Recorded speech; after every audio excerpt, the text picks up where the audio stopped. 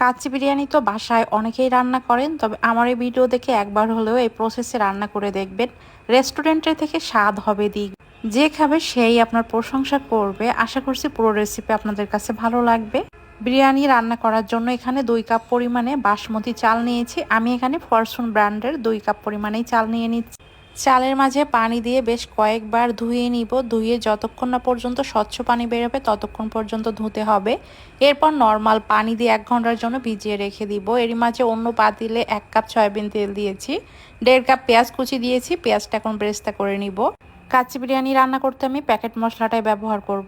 শুধু কি রান্না করলেই হবে, ত্বকেরও তো যত্ন নেওয়া লাগবে। তো এই জন্য আমি এখানে বিউটি পার্ল কম্বো অর্ডার করেছিলাম, আর এটা হচ্ছে সুইজারল্যান্ডের প্রোডাক্ট। একেএস সাপ্লিমেন্ট এই পেজ থেকে আমি অর্ডার দিয়েছিলাম। এটা একটা কম্বো সেট। এটাতে আছে ফেস ওয়াশ, সেই সাথে আছে ডে ক্রিম, নাইট ক্রিম।